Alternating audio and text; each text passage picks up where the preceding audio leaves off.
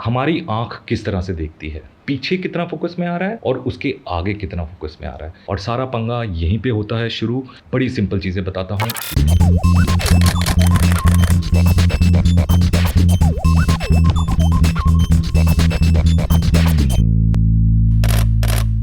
तो शुरू करते हैं आज का ये खेल और हम सबको देंगे पेल। तो आज हम बात करने जा रहे हैं role of depth of field in street photography. इस चीज़ को हम सिंपल और आसान तरीके से आपको समझाएंगे। सबसे पहले हम बात करते हैं कि हमारी आंख किस तरह से देखती है। हम सोचते हैं कि जैसे हमारी आंख देख रही है हमारा कैमरा भी उसी तरह से देखेगा, लेकिन ऐसा होता नहीं है और फिर हो जाता है पंगा और फिर हमारी पिक्चर्स वैसी आती नहीं है। तो मैं आपको समझाता हूँ कि हमारी आंख किस तरह से देखती है। हमारी आंख का जो एंगल ऑफ व्यू है वो लगभग 50 mm का जो लेंस होता है और उसका जो एंगल ऑफ व्यू होता है वो उतना देखती है, यानी कि 50 mm लेंस का एंगल ऑफ व्यू इतना है तो हमारी आंख भी इतना देखती है। पर हम फोटोग्राफी में यूज़ करते हैं तरह तरह के लेंस। हम 16 mm, 23 mm, 200 mm, 600 mm, 1200 mm और डिफरेंट तरह के लेंसेज यूज़ करते हैं। कभी आप सोचना कि हमारी आंख किस तरह से देख रही होती है। कभी आप लोगों ने पता नहीं नोटिस करा है या नहीं करा है। अगर नहीं करा है तो अब करके देखो। आप जैसे आप ये कोई भी चीज़ देख रहे हो, ठीक है, और आपको बहुत सारी चीज़ें दिख रही हैं साइड में, लेफ़्ट में, राइट में, आगे पीछे, स्काई, सब कुछ दिख रहा होगा, लेकिन हमारी आंख सिर्फ एक ही जगह फोकस करती है। दिख सब रहा होता है लेकिन फोकस एक ही जगह होता है। और हमारी आंख का जो फोकस होता है वो ऐसे चेंज होता है फटाक से। मतलब आप नीचे देख रहे हो, फिर आप ऊपर देखते हो तो वहाँ पे फोकस कर लेती है, फिर आप इधर लेफ्ट में देखते हो तो वहाँ पे फोकस कर लेती है। जहाँ पर आप फोकस करते हो, अगर मैं सोफ़े पे फोकस करूँगा तो मुझे सोफ़ा ही दिखेगा, अगर मैं अपने हाथ पे फोकस करूँगा तो मेरे हाथ को ही दिखेगा, लेकिन उसके पीछे मुझे टेबल भी दिख रही होगी, उसके पीछे मुझे जो भी चीज़ें हैं वो भी दिख रही होंगी, उसके साइड में जो चीज़ें हैं वो भी दिख रही होंगी, लेकिन फोकस होगा एक ही जगह। तो क्या समझ में आया कि हमारी आंख सिर्फ एक ही जगह पे फोकस करती है। दिख सब कुछ रहा होता है लेकिन फोकस एक ही जगह पे होता है। करके देखो, अभी अभी अभी करके देखो। देखो, इधर देखोगे, पेंसिल रखी है तो पेंसिल को देखोगे, पेपर रखा है तो पेपर को देखोगे, कप रखा है तो कप को देखोगे। आप सिर्फ एक ही चीज़ देख रहे होते हो, लेकिन बाकी सारी चीज़ें वो आउट ऑफ फोकस आपको दिख रही होती हैं। तो एक जगह फोकस करती है हमारी आंख। लेकिन हम पिक्चर्स में देखते हैं कि हमारे जो मेन सब्जेक्ट है वो भी फोकस में है, पीछे जो दीवार है वो भी फोकस में है, उसके पीछे जो चिड़िया उड़ रही है वो भी फोकस में है। इसका मतलब ये हुआ कि जो हमारा लेंस है वो उस तरह से काम नहीं करता जिस तरह से हमारी आंख काम करती है। पर हमारे लेंस में और हमारे कैमरा में एक फीचर होता है जिसको हम बोलते हैं डेप्थ ऑफ फील्ड।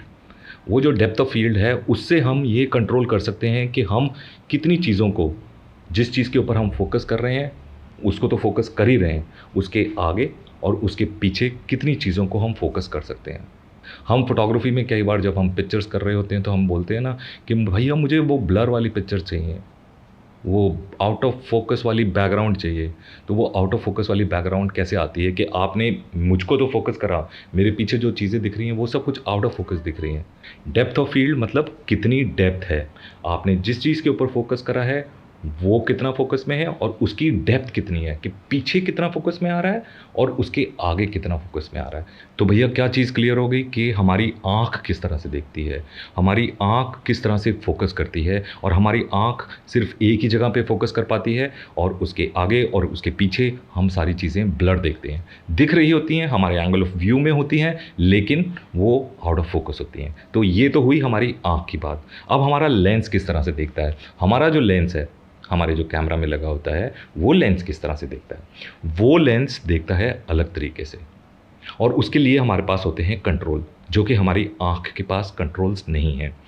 और अगर आप देखोगे कुछ पिक्चर्स होती हैं जिसमें सारी चीज़ें शार्प हैं, मतलब अगर एक आदमी बैठा है वो भी शार्प है, उसके पीछे चिड़िया उड़ रही है वो भी शार्प है, उसके पीछे एक पेड़ है वो भी शार्प है, उसके पीछे एक गाय खड़ी है वो भी शार्प है, और उसके आगे, आदमी के आगे एक खंबा है वो भी शार्प है, उसके आगे एक साइकिल है वो भी शार्प है, सब कुछ शार्प है। पर हमारी आंख तो ऐसे देखती नहीं है। तो भाई ये कैसे होता है? इसी चीज़ को हम बोलते हैं डेप्थ ऑफ फील्ड।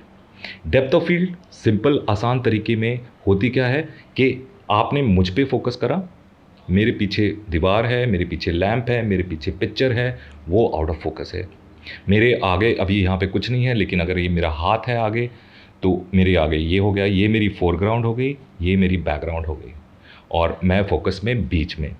पर हम इस चीज़ को अपने कैमरा में कंट्रोल कर सकते हैं। हम चाहें तो हम पीछे की चीज़ें आउट ऑफ फोकस कर सकते हैं, आगे की चीज़ें आउट ऑफ फोकस कर सकते हैं, और जो मेन सब्जेक्ट है हमारा उसको फोकस कर सकते हैं। और अगर हम चाहें तो हम सब कुछ शार्प कर सकते हैं, जो आगे है उसको भी शार्प कर सकते हैं, जो पीछे है उसको भी शार्प कर सकते हैं, जो मेन सब्जेक्ट है उसको भी शार्प कर सकते हैं। तो हमारा जो लेंस है वो हमारी आँख की तरह नहीं देख रहा है, कतई नहीं देख रहा है, बड़ा शैतान है ये आँख।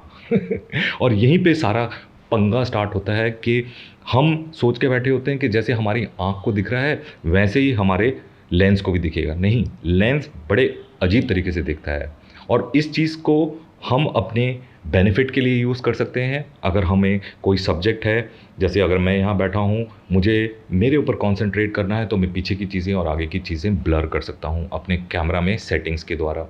अगर मैं चाहता हूँ कि एक हम ग्रुप पिक्चर ले रहे हैं, मेरे पीछे एक बंदा खड़ा है, इधर एक और बंदा खड़ा है, आगे भी खड़ा है, और पीछे हम बिल्डिंग्स भी दिखाना चाहते हैं, मैं चाहता हूँ कि वो सब कुछ शार्प आए, तो हम वो भी कर सकते हैं। तो यही चीज़ होती है डेप्थ ऑफ फील्ड। मतलब डेप्थ, एक पिक्चर में कितनी डेप्थ है, कितनी गहराई है।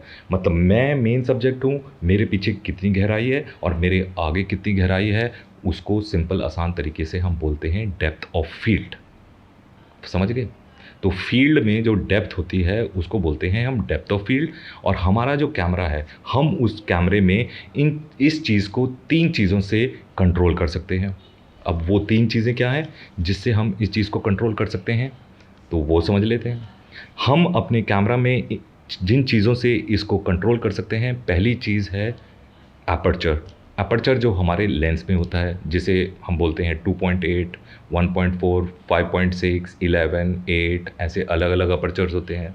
दूसरी चीज़ होती है जिससे हम इसे कंट्रोल कर सकते हैं, वो होती है focal length of the lens. अब ये focal length of the lens क्या होती है मेरे भाई, ये भी बता दो।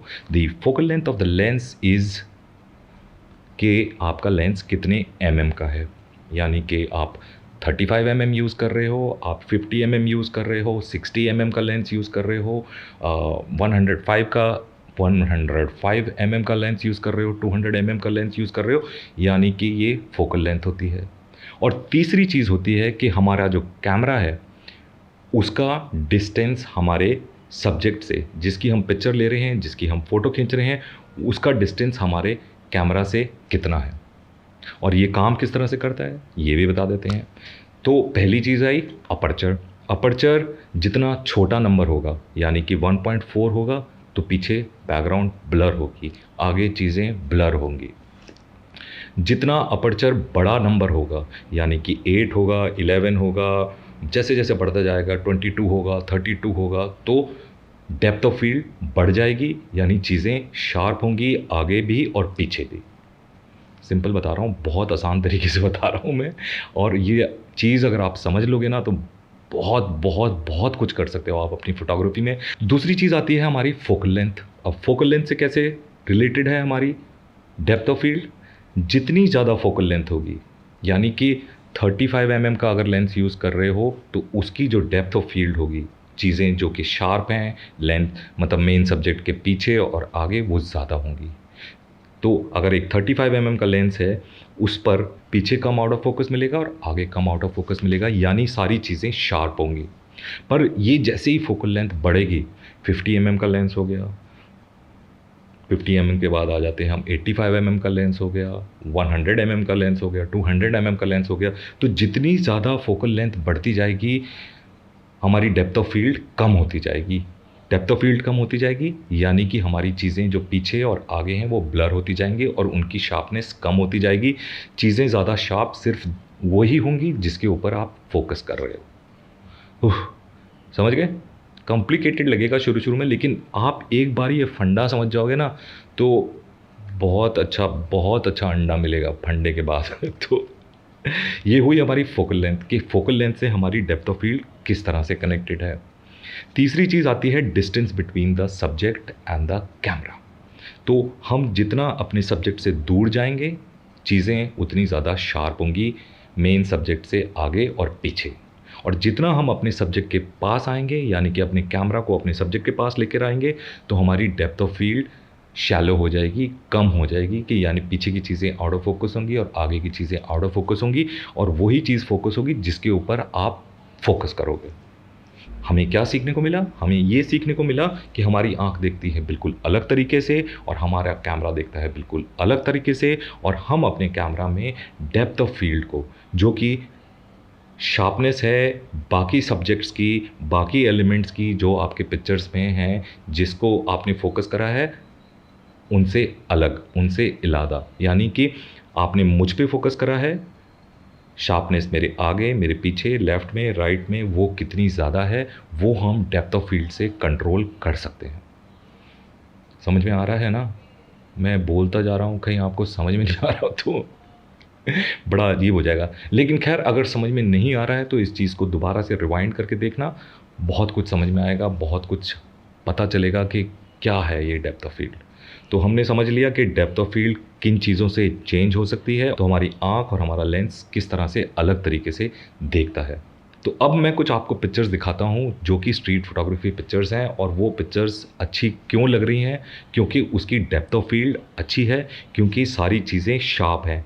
मतलब जो आपका मेन सब्जेक्ट है वो भी शार्प है, पीछे भी शार्प है, आगे भी शार्प है, सब कुछ शार्प है। तो हमारी जो स्ट्रीट फोटोग्राफी की पिक्चर्स होती हैं, उसमें हमारा जो उद्देश्य होता है कि हम बहुत सारे एलिमेंट्स को यूज़ कर रहे होते हैं, बहुत सारी चीज़ें होती हैं। मतलब आपका जो मेन सब्जेक्ट है उसके इर्द गिर्द भी जो सारी चीज़ें हैं, जो भी सीन में हो रहा है, वो सब भी शार्प होना ज़रूरी है, तभी कहानी बन पाएगी, तभी एक आप कहानी को बुन पाओगे, तभी आप उन एलिमेंट्स को आपस में रिलेट कर पाओगे, तभी वो पिक्चर स्ट्रॉन्ग बनती है। आप देखना कि स्ट्रीट फोटोग्राफी की पिक्चर्स ऐसी वाली कभी नहीं होती जिसमें कि आपका मेन सब्जेक्ट फोकस में है और पीछे की चीज़ें आउट ऑफ फोकस हैं और आगे की चीज़ें आउट ऑफ फोकस हैं। तो हमें अपने स्ट्रीट फोटोग्राफी की पिक्चर्स में सब कुछ रखना होता है शार्प, और सब कुछ शार्प रखने के लिए हमें पता चल चुका है कि अब हम अपने कैमरा में क्या कर सकते हैं जिससे कि सारी चीज़ें शार्प आएंगी। वो है डेप्थ ऑफ फील्ड। हमें डेप्थ ऑफ फील्ड को ऐसा रखना है जिससे कि हमारे फ्रेम्स में जितनी भी चीज़ें आ रही हैं वो सब शार्प आएँ, चाहे वो आपके मेन सब्जेक्ट के आगे हों, चाहे वो आपके मेन सब्जेक्ट के पीछे हों। और उसके लिए हमें क्या करना पड़ा? उसके लिए हमें सिर्फ 3 चीज़ों का ध्यान रखना पड़ा, जो मैं आपको पहले भी बता चुका हूँ। मैं फिर से बता देता हूँ कि हमें क्या करना पड़ा। सबसे पहले हमें यूज़ करना पड़ा वाइड एंगल लेंस, क्योंकि वाइड एंगल लेंस में डेप्थ ऑफ फील्ड ज़्यादा होती है। तो हम यूज़ करेंगे वाइड एंगल लेंस। जैसे कि मैं प्रेफर करता हूँ 16 mm या 18 mm पे शूट करना।